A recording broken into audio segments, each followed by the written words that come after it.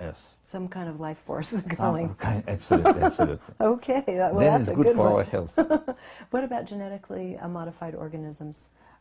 We have a lot of study now in Australia, in Russia, that demonstrate that GM food are really dramatic for animals. The changes in the animals? By eating them, you mean? Or? It was experiments, then they feed rats and rabbits with GM food. What And in happened? second, third generations, they have a lot of deformed offsprings. A lot. Second and third generation, that's not that far out. So it's actually making changes or in the DNA. It makes change in DNA, absolutely, in DNA structure. And it was a study done very precisely, very carefully. So the principle is we don't know exactly what will be the long-range outcome of this GM food. Right. Because it is artificial mixture of different genes. Right.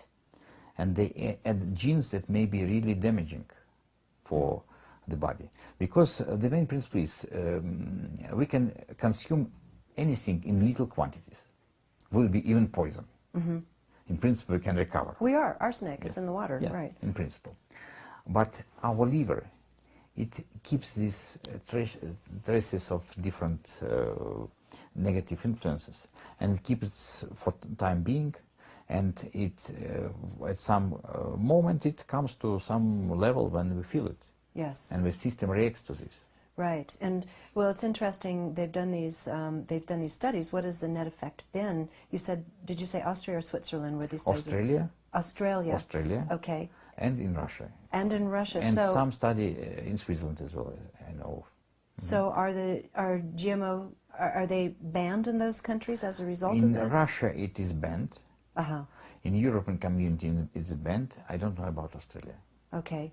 Interesting. We're quite a bit behind here in the U.S. on that. Yeah, Still trying to argue the point publicly to for public opinion that they're safe and okay. Yeah, because it's big there. money. We all understand because it's tremendous money. Tremendous money. Yeah, because this GM food, farmers can't keep these GM grains for next harvest. No. They need to buy it. Yes, Monsanto. Absolutely. So it's tremendous money for the industry. Well, as a naive reporter about, maybe 15, 17, 18 years ago, I actually was invited to do a story on the flavor saver tomato at the university, not understanding any of this except there was a fish gene that was inserted into the genetic complex so that it wouldn't rot as fast. And it wasn't for years that I understood exactly what I had seen and what was going on.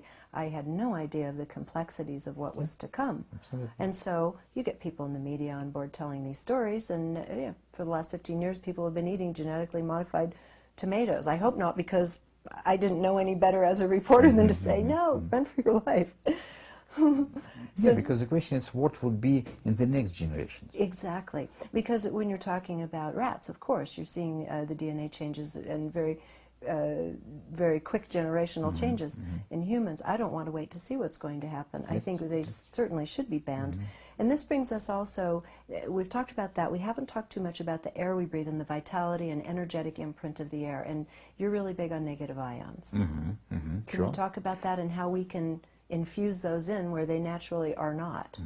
Yeah, it was a big study done, first of all, by our Russian scientist Chizhevsky in 40s and 50s, where it was demonstrated that air having no negative ions has very dramatic effect to life.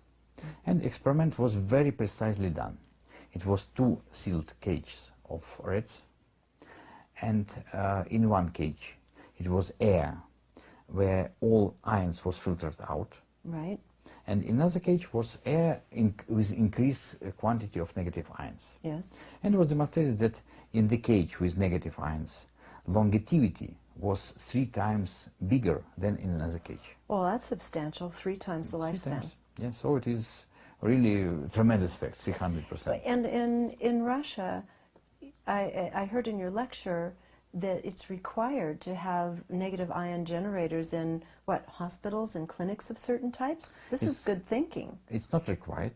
It's just it's done? It's not regulation to have it, but most of clinics, they do have it. They do. It's Yes. not a requirement. This is Yes, voluntary. yes. It's not a voluntary because it is up to the doctors whether they have it or haven't, because they have some fundings, they have some resources, and it's quite popular because it's very well known in Russia.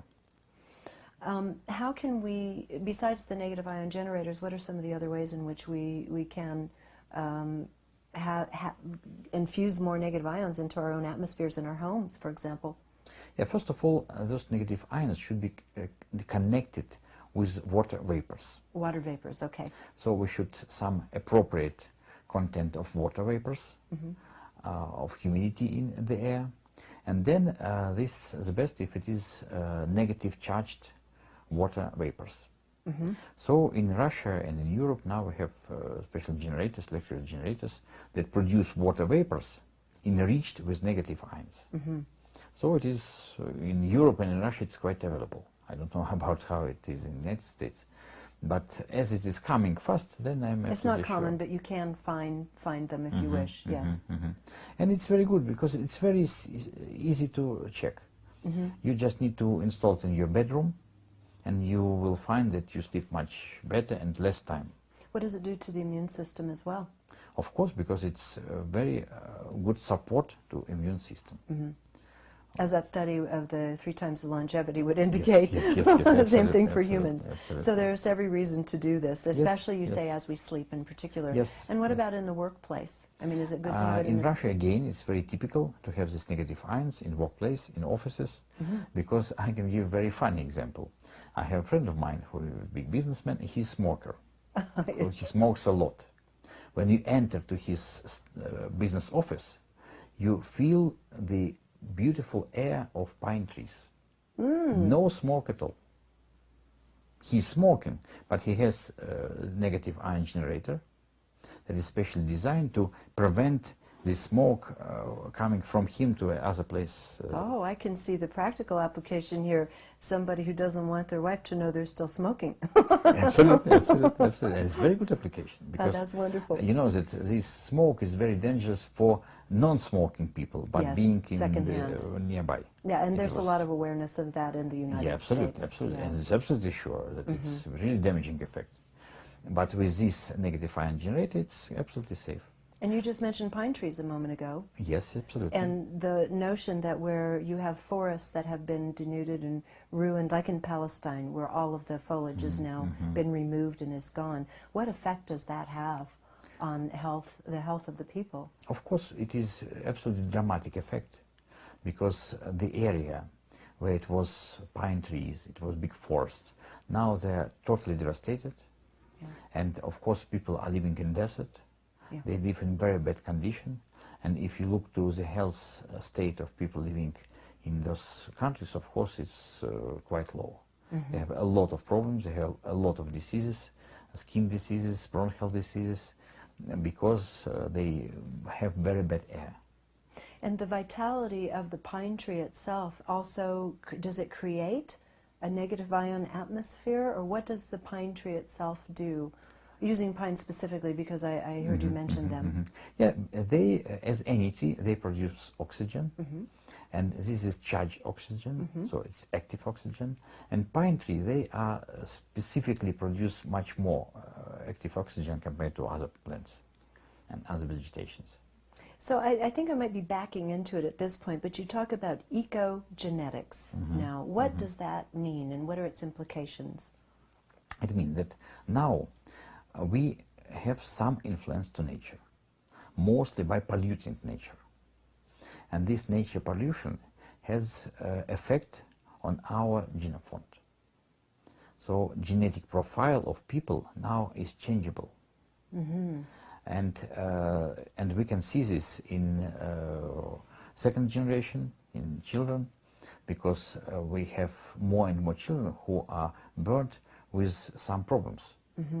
Birth Genetically defects. embedded problems due to genetically modified DNA of their parents. So we should understand that our ecology science and our troubles, those are not just for poor animals, but for ourselves. Yes. If we wouldn't take care